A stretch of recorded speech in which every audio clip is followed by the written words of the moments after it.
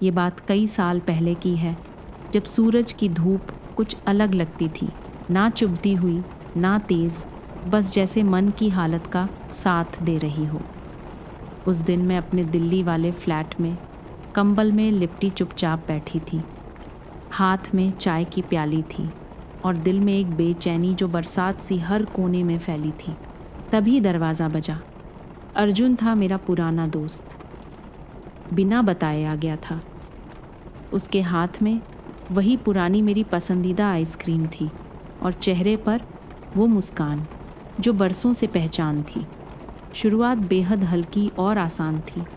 हम कैफ़े में मिलते, रात की सड़कों पर चलते, पुराने हिंदी गानों और किताबों के बारे में बातें करते। अर्जुन को मुझसे कुछ पूछने की जल्दी नहीं थी। शायद उसे भी डर था कि कोई सवाल हमारी उस नाजुक दुनिया को तोड़ न दे। धीरे धीरे हम करीब आए। हमारे बीच वो गर्माहट थी जो सिर्फ शरीर की नहीं, आत्मा की होती है। जब वो मुझे देखता, लगता जैसे मेरी पूरी कहानी पढ़ रहा हो, बिना एक शब्द कहे। लेकिन सब कुछ बिल्कुल सीधा नहीं था। वो कभी मेरे यहाँ रात नहीं रुकता था। कोई तस्वीर नहीं, कोई सार्वजनिक पल नहीं। त्योहार अलग अलग मनते थे। मैंने कभी कभी सवाल पूछे और हर बार वो मुझे ऐसे जवाब देता कि मेरा दिल मान जाए, भले ही दिमाग सवाल करता रहे।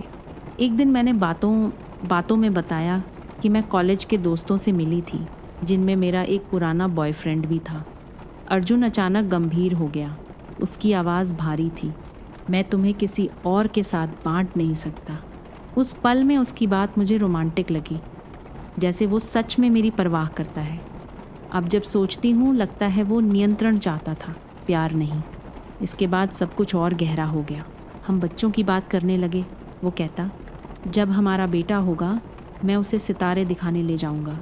वो मुझे एक छोटे वैज्ञानिक की माँ कहकर चिढ़ाता। मैं मुस्कुराती जैसे कोई सपना सच होने वाला हो।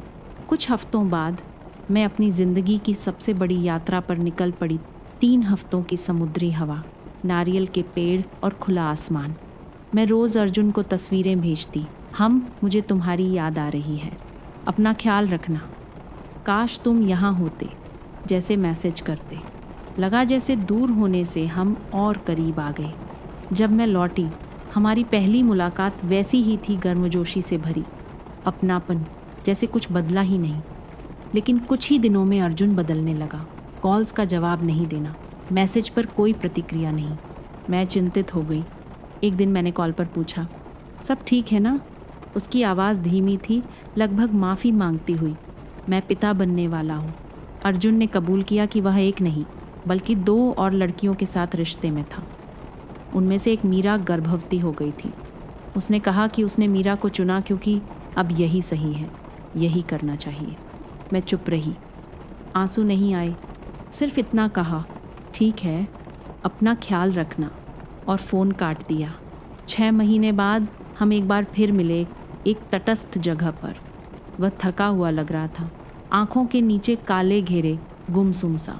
उसने रातों की नींद और जिम्मेदारियों की बातें की। मैं मुस्कराई, वैसी मुस्कान जो सिर्फ पुराने परिचितों के लिए होती है। उस दिन के बाद अर्जुन मेरी ज़िंदगी से चला गया। मैं आगे बढ़ी, नए रिश्तों में आई, कुछ टूटे, कुछ सहे। लेकिन अर्जुन के साथ जो हुआ, उसने मेरे अंदर की विश्वास की दीवार को चुपचाप दरका दिया। आज जब उन दिनों को याद करती हूँ तो दर्द नहीं होता, बस एक हल्की सी उदासी आती है, जैसे कोई पुराना गाना जिसकी धुन भूली नहीं, लेकिन अब वो ज़ोर से नहीं गाता कोई। अर्जुन, मेरा दोस्त, मेरा प्रेमी, मेरी भूल, पर वो मेरी वसंत तू भी था, हालांकि छोटी, लेकिन गहराई से भरी।